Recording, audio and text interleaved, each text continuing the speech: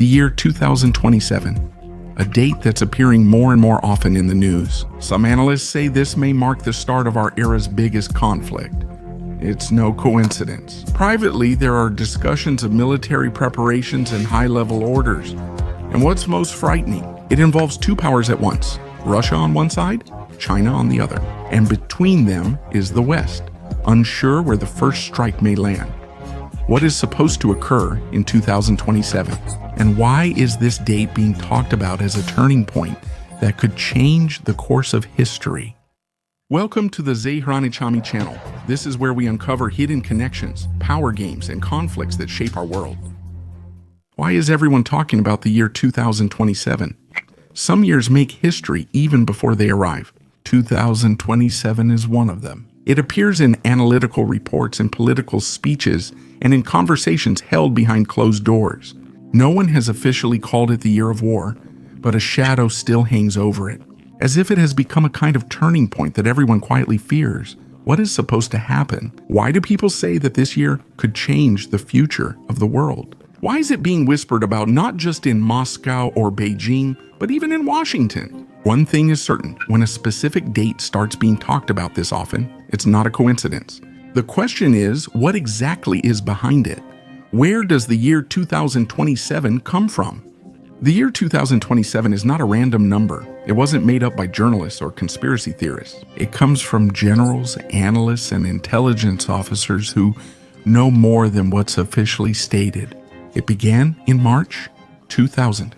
Admiral Philip Davidson, who was then the highest-ranking American commander for the Indo-Pacific region, appeared before the United States Senate. He was the man responsible for the entire region from Hawaii to India. That includes Taiwan. His warning was clear. China could attempt to take Taiwan within 6 years. 6 years from 2021. Adding it up, it totals exactly 2027. His words were noticed, and people began discussing the Davidson window, a time frame in which Beijing might try a risky move. And although there were skeptics who claimed that China was not yet logistically prepared, the fact that a high-ranking admiral spoke like this before Congress set off an avalanche. 2 years later, an even bigger shock hit. CIA Director Bill Burns confirmed United States intelligence had intercepted internal information about Chinese President Xi. The Chinese president reportedly ordered the military to be ready for an invasion of Taiwan by 2027. The word ready is important. This doesn't mean an attack must occur, just that all military capabilities should be ready by the deadline. What did he mean by that? The Chinese Navy, now the world's largest, needs enough landing ships to move tens of thousands of soldiers across the Taiwan Strait. The Air Force must gain control of the airspace to neutralize Taiwan's fighter jets and missile batteries. The Army must handle massive logistics, fuel, ammunition, supplies, to sustain fighting on an island that's almost as large as Slovakia but with a dense population and difficult terrain. Analysts also give other reasons why Beijing chose this time frame.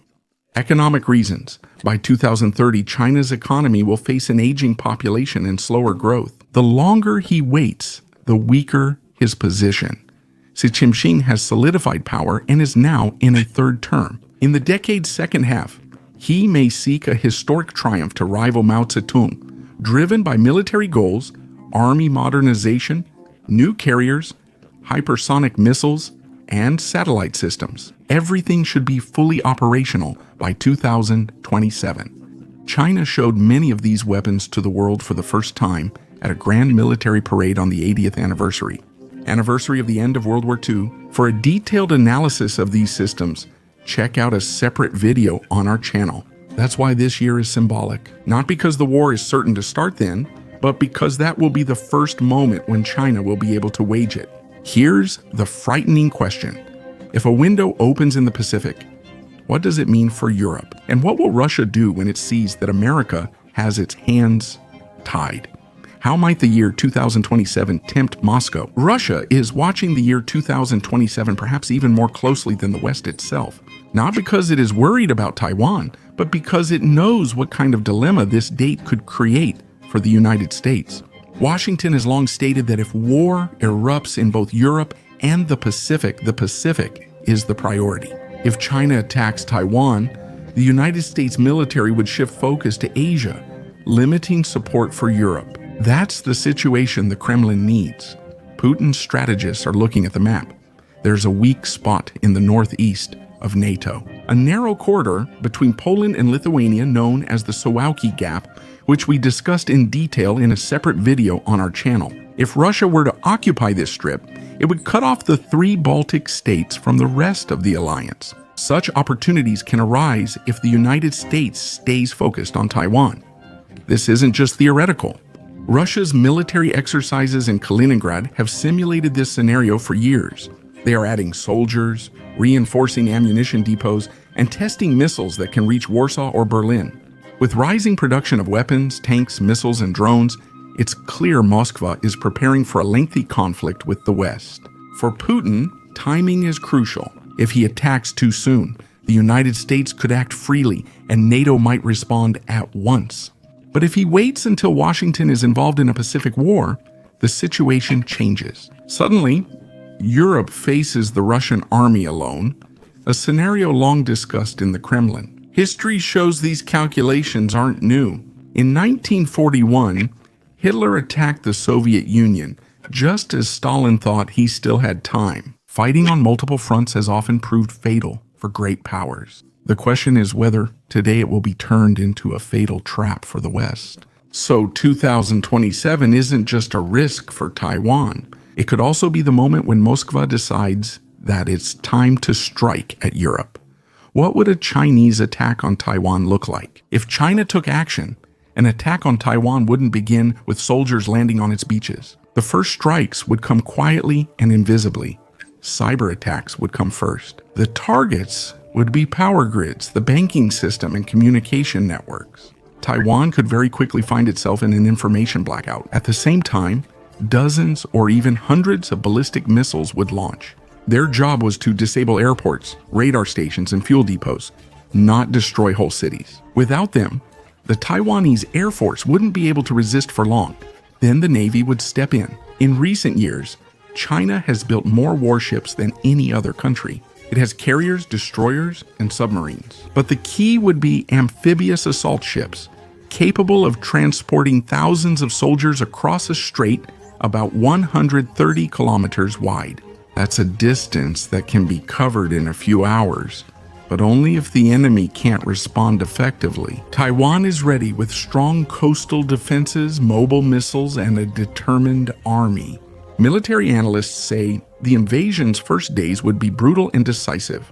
If Taiwan held out, the arrival of American aid would become a real possibility.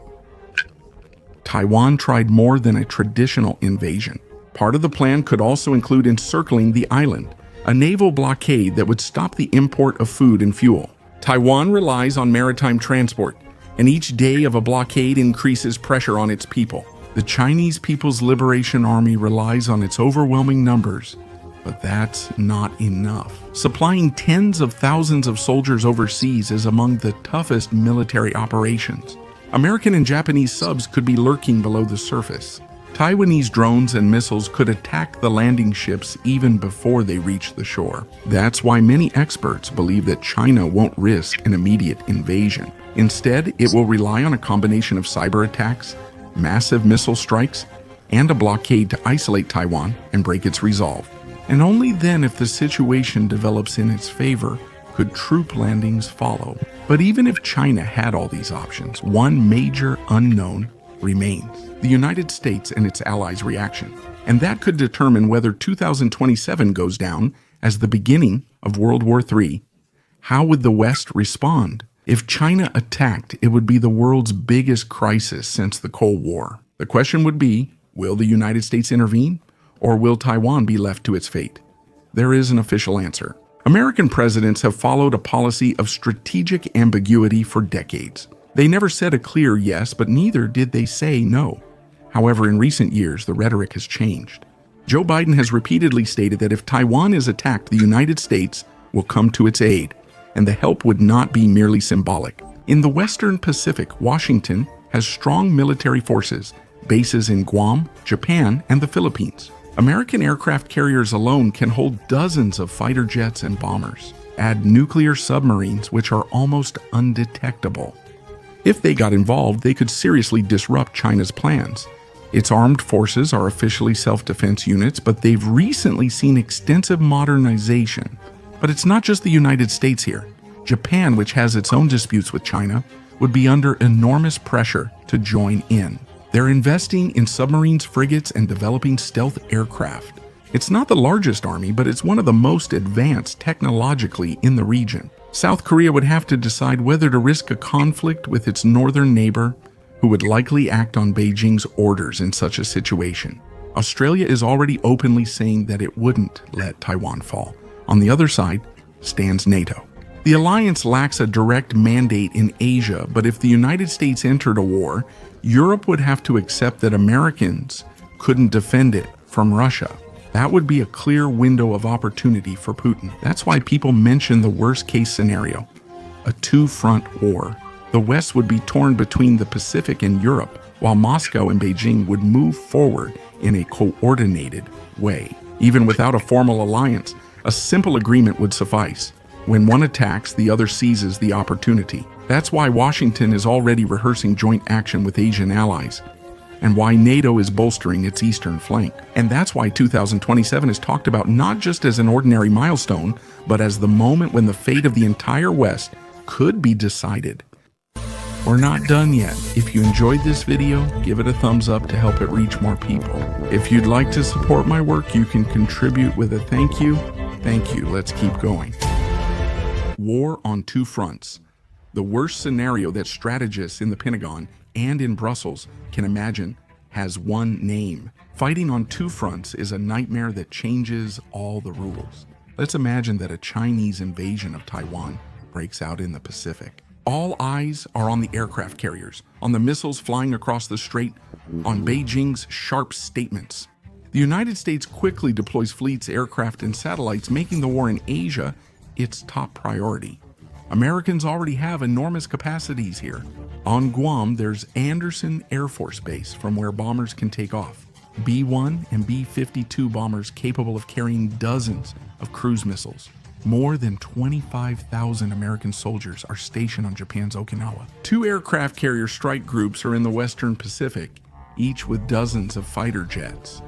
Virginia-class nuclear submarines silently patrol underwater, able to strike deep within Chinese territory. On the other side of the world, Washington also has commitments to Europe.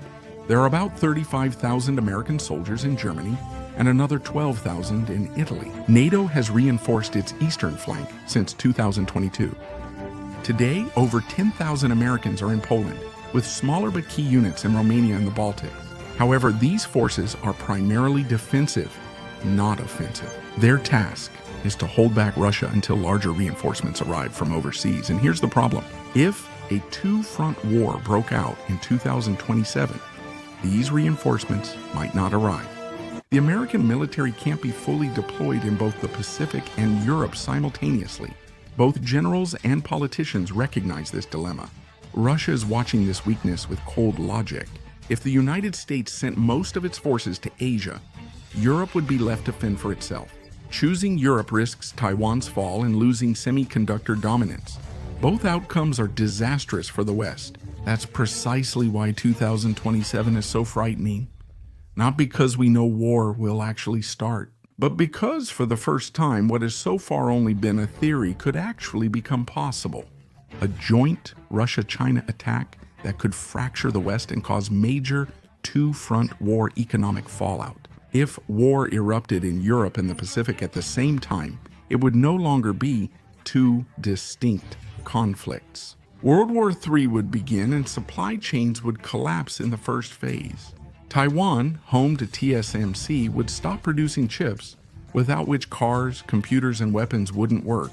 Europe would lose energy and raw materials from the East, and gas and oil prices would skyrocket. But that would be just the beginning. Maritime routes across the Pacific Ocean and the Suez would be threatened by war zones. Global trade would collapse. The result would not just be inflation, but a full-blown economic crisis. Factories would shut down, ports would be deserted, and unemployment would rise faster than in the Great Depression. A wartime economy would affect everyone.